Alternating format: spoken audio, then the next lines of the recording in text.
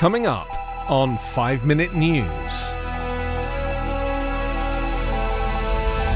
The Pope says sorry for Indigenous residential schools in Canada. Prosecutor can't question state senator in Georgia, says judge. And US to plant 1 billion trees as climate emergency rages. It's Tuesday, July 26. I'm Anthony Davis.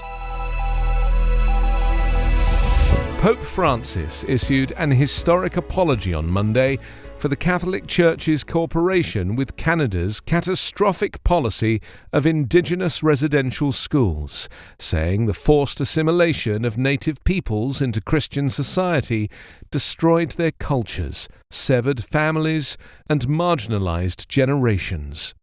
I am deeply sorry, Francis said to applause from school survivors and Indigenous community members gathered at a former residential school south of Edmonton, Alberta. He called the school policy a disastrous error that was incompatible with the gospel and said further investigation and healing is necessary.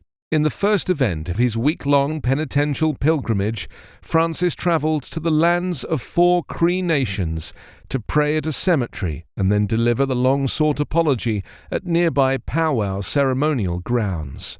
Francis's words went beyond his earlier apology for the deplorable abuses committed by missionaries and instead took institutional responsibility for the Church's cooperation with Canada's catastrophic assimilation policy, which the country's Truth and Reconciliation Commission said amounted to a cultural genocide. More than 150,000 native children in Canada were forced to attend government-funded Christian schools from the 19th century until the 1970s in an effort to isolate them from the influence of their homes and culture. The aim was to Christianize and assimilate them into mainstream society, which previous Canadian governments considered superior. Ottawa has admitted that physical and sexual abuse was rampant at the schools, with students beaten for speaking their native languages. That legacy of the abuse and isolation from family has been cited by Indigenous leaders as a root cause of the epidemic rates of alcohol and drug addiction now on Canadian reservations. The prosecutor, who's investigating whether former President Donald Trump and his allies illegally tried to interfere in the 2020 election in Georgia, cannot question a lawmaker who signed a certificate falsely stating that Trump won the state, a judge ruled on Monday.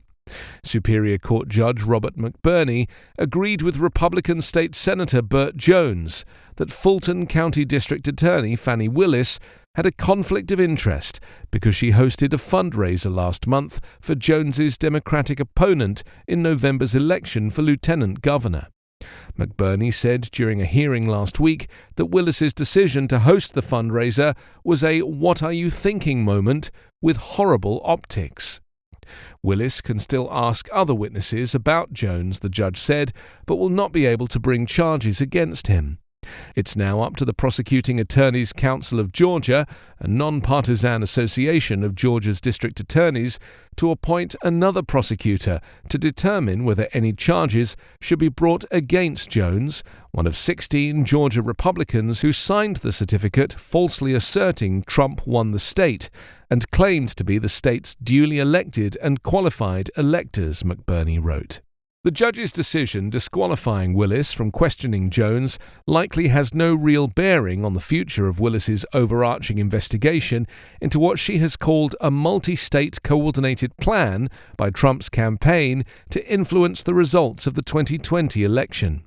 But it served as a rebuke of Willis and provided ammunition to her critics, who have accused her of pursuing a politically motivated case.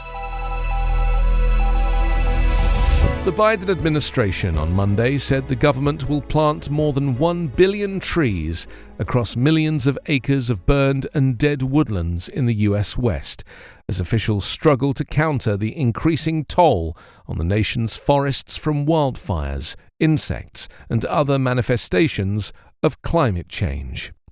Destructive fires in recent years that burned too hot for forests to regrow naturally have far outpaced the government's capacity to plant new trees. That has created a backlog of 4.1 million acres in need of replanting, officials said. The U.S. Agriculture Department said it will have to quadruple the number of tree seedlings produced by nurseries to get through the backlog and meet future needs. That comes after Congress last year passed bipartisan legislation directing the Forest Service to plant 1.2 billion trees over the next decade, and after President Joe Biden in April ordered the agency to make the nation's forests more resilient as the globe gets hotter. Much of the administration's broader agenda to tackle climate change remains stalled amid disagreement in Congress, where Democrats hold a razor-thin majority.